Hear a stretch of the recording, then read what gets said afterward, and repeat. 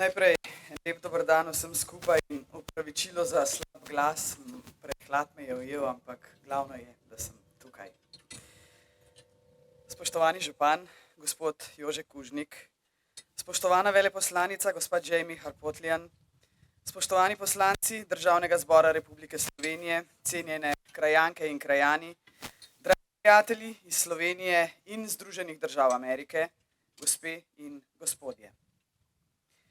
Slovenija v letošnjem letu praznuje več pomembnih obletnic, med drugimi 20 let članstva v Evropski uniji in Zvezi NATO ter 150 let od rojstva in 90 let od smrti generala Rudolfa Maistra.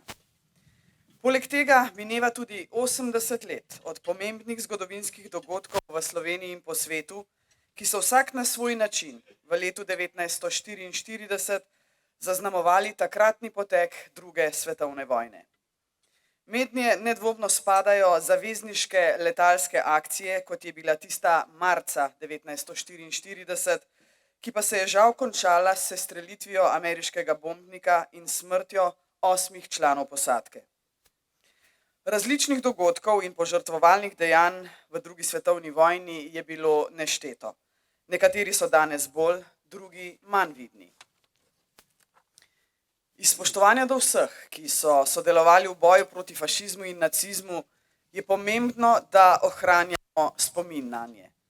To kulturo spominjanja že več let ohranjate v Andražu nad Polzelo, ki je postal simbol prijateljstva in zavezništva med dvema narodoma in državama, ki sta se pred 80 leti skupaj borila proti fašizmu in nacizmu.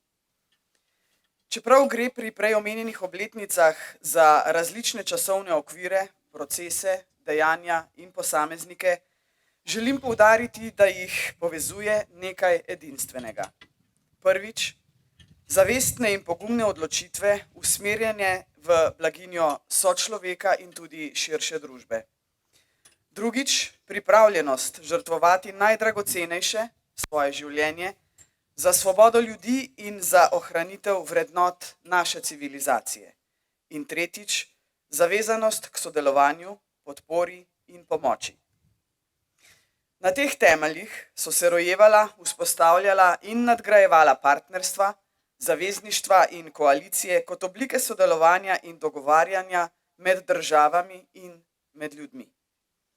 Najpomembnejši dosežek teh procesov pa je po mojem trdnem prepričanju multilateralizem, ki ga predstavlja Organizacija združenih narodov. Zato me žalosti in skrbi, s kakšnimi težavami, nespoštovanjem in celo ignoranco pri izvajanju svojega poslanstva se organizacija spoprijema v sedanjih mednarodnih okoliščinah. Mar nismo ob ustanovitvi Organizacije združenih narodov drug drugemu obljubili in v ustanovno listino zapisali, da smo odločeni obvarovati prihodnje rodove pred strahotami vojne, ki je človeštvu dvakrat povzročila nepopisno trpljenje, in potrdili vero v temeljne človekove pravice, dostojanstvo in vrednost človeške osebnosti in tudi enakopravnost moških in žensk, kakor tudi enakopravnost vseh narodov. Se mar nismo zavezali, da bomo varovali mednarodni mir in varnost, mednarodne spore reševali po mirni poti in se vzdržali uporabe sile, da bomo spoštovali mednarodno pravo in varovali mir in varnost v svetu kot sveti gral človeštva. Žalosti me in skrbi, ker teh temeljnih vrednot humanosti in človečnosti, h katerim vsi prisegamo in jih podpiramo, ne zmoremo v celoti razumeti ali udejanjati, ali da, vsaj tako se zdi, ne veljajo za vse. Večkrat sem že omenila, da je za medsebojno razumevanje in trajnost rešitev v krizah pomembna vključenost vseh vpletenih subjektov, tudi žensk, v postopke pogajanj in odločanja. Vključenost, spoštovanje, zaupanje in razumevanje so temeljni pogoji za stabilnost v svetu. K sreči je človeštvo v preteklosti vedno znova, kljub številnim zablodam in temnim obdobjem zgodovine, vedno iskalo pot iz pekla, trpljenja in krivic. To mi vzbuja zaupanje in upanje, da bodo tudi zdaj, ko je po svetu več kot 50 oboroženih spopadov, kar je največ v zadnjih 100 letih, prevladali razum, sočutje in vrednote. Preveč domov je bilo porušenih, preveč krvi je bilo prelite, preveč otrok je izgubilo starše in obratno, preveč je bilo trpljenja in lakote. Skrajni čas je, da rečemo dovolj. Dovolj je. In vsaka država, vsaka nacija na tem svetu mora dati ta svoj kamenček v mozaik tega, da teh 55 oboroženih spopadov čim prej izgine iz obličja našega planeta, edinega, ki ga imamo. Gospe in gospodje, spominske slovesnosti, kot je današnja, so zato še posebej pomembne. Opominjajo nas na skupna prizadevanja in boj za svobodo, na nesmiselnost pobijanja in trpljenje nedolžnih žrtev. Kultura spominjanja, ki jo takšne slovesnosti ohranjajo, nas opominja, da so najpomembnejša prijateljstva med narodi utemeljena na enakopravnosti, sodelovanju in zaupanju. Z ameriškimi in drugimi zavezniškimi silami smo se bojevali z ramo ob rami. Številne Slovenke in Slovenci so kljub nevarnosti za lastne družine nesebično pomagale zavezniškim borcem in pilotom. Tako sta jim velevala srce in človečnost.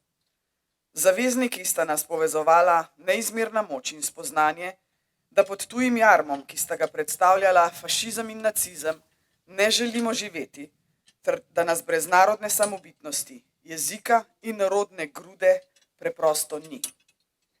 Stoletja smo kljubovali viharjem in uspeli na poti do lastne državnosti. Drage dame in gospodje, dan danes po več kot 30 letih samostojnosti ter 20 letih delovanja v Evropski uniji in Zvezi NATO moramo prizadevanja in žrtve prejšnjih generacij še toliko bolj ceniti in jim biti hvaležni. Ne vemo, ali bi bila naša pot takšna, če ne bi bilo njihove požrtvovalnosti. Spoštovani, čeprav je med nami na tisoče kilometrov, nas z Združenimi državami Amerike povezujejo močne zgodovinske vezi in sodelovanje na številnih področjih. Skupaj iščemo rešitve za sodobne izzive, kot so podnebne spremembe, hibridne grožnje, prebojne tehnologije in spoštovanje mednarodnopravne ureditve na regionalni in svetovni ravni. Za Slovenijo sta pomembna tudi reden strateški dialog na zunanjepolitičnem in obrambnem področju ter skupno prizadevanje za stabilnost na Zahodnem Balkanu. Državi sta partnerici, zaveznici in prijateljici in prepričana sem, da bo tako ostalo tudi v prihodnje. Med drugo svetovno vojno smo pri boju potrebovali zavezniško pomoč, za katero bomo večno hvaležni. Hkrati pa so Slovenke in Slovenci nesebično pomagali več kot 800 sestreljenim zavezniškim letalcem. Kljub grozotam vojne so prevladale humanost, humanitarnost in predvsem solidarnost. Ob 80. obletnici sestrelitve ameriškega bombnika in smrti 8 pripadnikov posadke je prav, da se poklonimo njihovemu spominu ter vsemu, kar predstavljajo, skupnemu boju, zavezništvu med narodi, žrtvovanju, pogumu in neprecenljivosti svobode. Njihova žrtev in žrtve številnih drugih doma in po svetu so omogočile, da danes živimo na svoji zemlji, v svoji državi in da lahko samostojno odločamo o svoji prihodnosti. Želim si, da bi k temu lahko dodala, da živimo tudi v miru. A žal ni tako. Ljudje v Ukrajini, Gazi, Izraelu, Sudanu in drugje po svetu trpijo.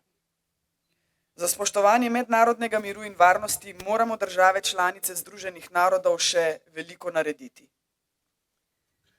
In prepričana sem, da bodo tudi države, ki imajo pravico do veta, med katere sodijo tudi Združene države Amerike, zmogle pogum in razum, ki so ga večkrat pokazale v preteklosti, tudi v teh časih. Drage krajanke in krajani, dovolite, da se vam in celotni lokalni skupnosti zahvalim, ker ohranjate spomin na zgodovinske dogodke in ga predajate mladim generacijam, da bodo odgovorni in sočutni državljani Slovenije, Evrope in sveta. Ta spomin nikoli ne sme zbledeti. Pretekle napake in grozote druge svetovne vojne se ne smejo nikoli več ponoviti. Slovenija temelji na miroljubnosti. To je dejstvo, ki mora nenehno tleti v prsih čisto vsakega posameznika. Uglašeno bitje 2 milijonov src, ki dobro mislijo, pa vodi v sožitje in razvoj. In to je največ, kar si vsi skupaj lahko želimo za prihodne generacije, ne samo za nas. Hvala tudi prijateljem in gostom iz Združenih držav Amerike, veleposlanici Jamie Harpotljan ter njenim sodelavcem, ki vsako leto izkazujejo naklonjenost tej obletnici in krepitvi prijateljstva med državama in med ljudmi. To nam veliko pomeni.